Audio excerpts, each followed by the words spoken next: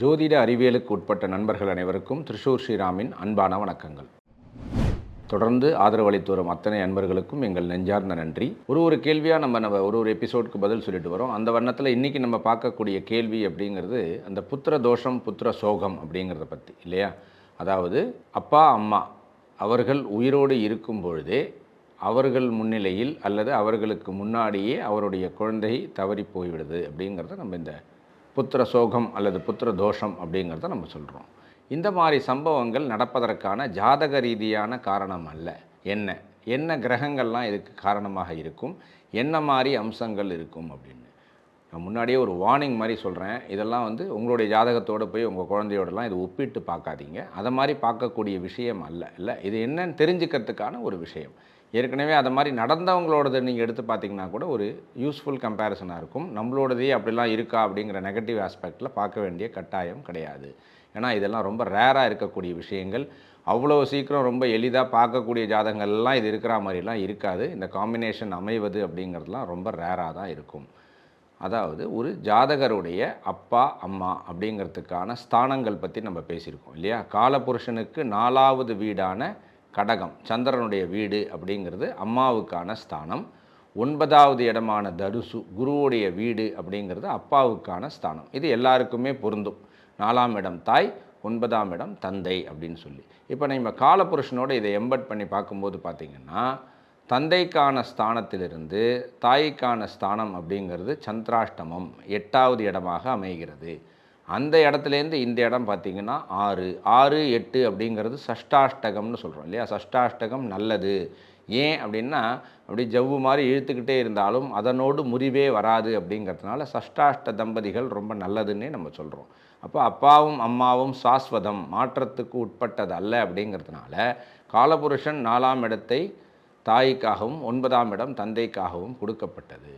இந்த இடத்துல என்ன ஆகுது அப்படின்னு பார்த்திங்கன்னா 159 அப்படிங்கிறது நம்மளுடைய வம்ச அபிவிருத்திக்கான ட்ரையோ அப்படின்னு நம்ம பேசியிருக்கோம் இல்லையா. திரிகோணம் அப்படின்னு சொல்கிறோம். அப்போது 1ஆம் இடம்ங்கிறது நம்ம, 9ஆம் இடம்ங்கிறது நம்மளுடைய அப்பா, 5ஆம் இடம் அப்படிங்கிறது நமக்கு பிறந்த குழந்தை.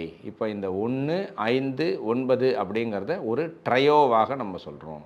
இந்த 159 ட்ரையோவில் இருக்கக்கூடிய கிரகங்கள் என்ன?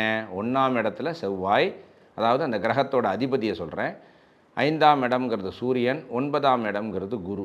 இந்த 3தோட காம்பினேஷனில் மட்டும்தான் ஒரு குடும்பம் அபிவிருத்தி அடைகிறது இல்லையா, சந்ததி வளர்கிறதுன்னு நம்ம சொல்கிறோம்.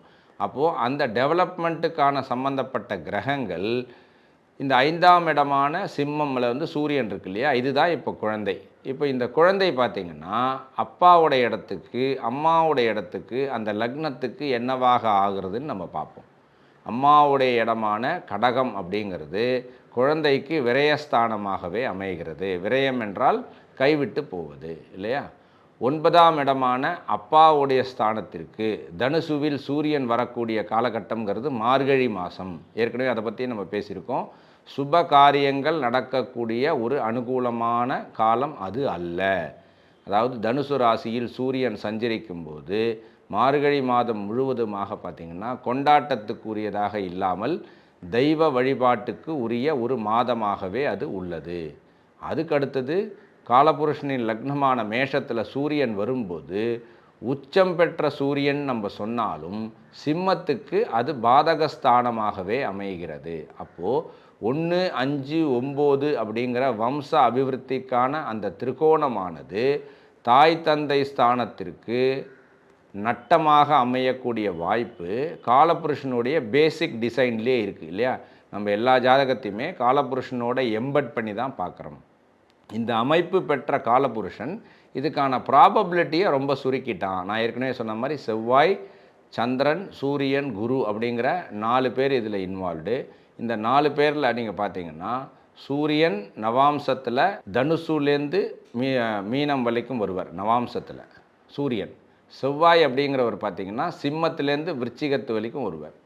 இந்த சந்திரனும் குருவும் மட்டும்தான் மேஷத்துலேருந்து கடகத்துக்குள்ளேயே வந்துடுவாங்க. கொஞ்சம் டெக்னிக்கலாக தான் இருக்கும், இருந்தாலும் நல்லா புரிஞ்சுக்கோங்க. இந்த மாதிரி அம்சம் இருக்கும்போது, இந்த 4 காம்பினேஷன் இருக்கும்போது அப்படிங்கிறதே பெரிய ப்ராபபிலிட்டி இல்லையா. ஏன்னா டோட்டல் ப்ராபபிலிட்டி 9 பிளானட்.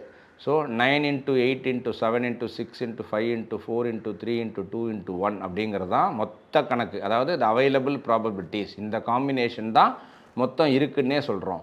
அதில் 4 × 3 × 2 × 1 தான் இந்த ப்ராபபிலிட்டி.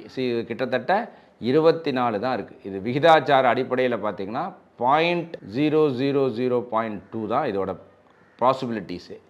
இது நடப்பதற்கான காரணங்களில் 3 விஷயம் இன்வால்வ்டாக சொல்கிறோம். என்ன சொல்கிறோன்னா, தனிப்பட்ட முறையில் அந்த தந்தையுடைய ஜாதகத்தில் 5ஆம் பாவம் வலுவிழந்து இருக்க வேண்டும். தனிப்பட்ட முறையில் அந்த தாயுடைய ஜாதகத்தில் 5ஆம் பாவம் வலுப்பெற்று இருக்க வேண்டும்.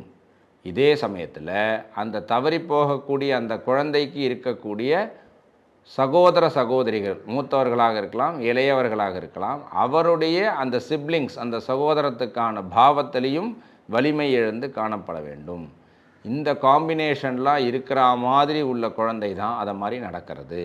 அதை தவிர அந்த குழந்தைக்கான பூரண ஆயுசுக்கான காலகட்டம் குறைவாகவே இருக்கும். இந்த பாலாரிஷ்டம் அப்படிங்கிறது 12 வயசு வருவதற்கு முன்பே அந்த குழந்தை தவறிவிடுங்கிறது. இது பழைய காலத்தில் இருந்த அளவுக்கு இப்போ இல்லை அப்படிங்கிறதுக்கு காரணம் டெக்னிக்கலி, அதாவது சயின்டிஃபிக்கலாக நம்ம ரொம்ப டெவலப் ஆகிட்டோம்.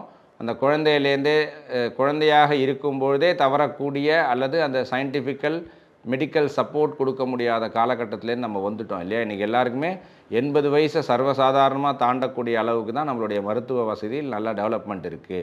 ஆனால் பழைய காலத்தில் இல்லாத போது இந்த பாலாரிஷ்டம்னு சொல்லக்கூடிய 12 வயதுக்குள் பிறந்தவுடன், அதாவது பிறந்த உடனே தவறுற குழந்தையிலேருந்து 12 வயதுக்குள் தவறக்கூடிய குழந்தையை பாலாரிஷ்டம்னு சொல்லக்கூடும். இது அவருடைய ஜாதகத்திலேயே தெரிஞ்சிடும். எது அந்த இண்டிவிஜுவல் ஜாதகத்திலேயே நமக்கு தெரிஞ்சிடும்.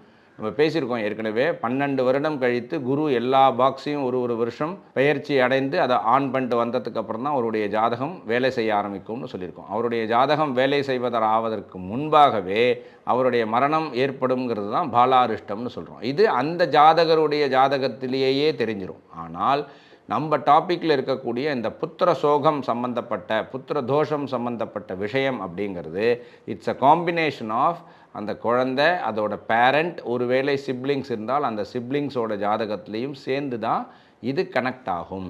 இது 101% பிளானட்டரி பொசிஷனோட மிஸ்பிளேஸ்மெண்ட் அப்படிங்கிறது சயின்டிஃபிக்கலாக நம்ம சொன்னாலும், கர்மா ரீதியாக இது பூர்வ ஜென்மத்துடைய கர்மாவின் தொடர்ச்சியாகவே கருதப்படுகிறது. ஏன்னா 5ஆம் இடம் அப்படிங்கிறது பூர்வ புண்ணியஸ்தானம், பூர்வ ஜென்மஸ்தானம்னு சொல்கிறோம். 9ஆம் இடம் அப்படிங்கிறதும் நம்மளுடைய முன்னோர்கள், எந்த வம்சாவளியில் நம்ம வந்தோமோ அந்த முன்னோர்களுடைய திருப்தி சம்பந்தப்பட்ட விஷயம்னு சொல்கிறோம். லக்னமானது நம்மளை சம்மந்தப்பட்டது, அந்த ஜாதகர் சம்பந்தப்பட்ட கர்மாக்கள்னு சொல்கிறோம். ஸோ அப்போ 1, 5, 9 திரிகோணத்திற்குள் வரக்கூடிய இந்த புத்திரன் குழந்தை சம்பந்தப்பட்ட விஷயம் சோகமாகவோ தோஷமாகவோ மாறுவது அப்படிங்கிறது ஒரு சிங்கிள் ஜாதகத்தை வைத்து கணக்கில் கொள்ளப்படாது. இது கூட்டாக அந்த பெற்றோர்கள், தாய் தந்தை, குழந்தை, அவர்களுடைய உடன்பிறப்புகள் அப்படிங்கிற விஷயத்தை சேர்ந்தால் மட்டும்தான் டிரைவ் பண்ண முடியுமே தவிர ஒரு தனிப்பட்ட ஜாதகத்தில் இவர்கள் அப்படி வரணும்னு இல்லை.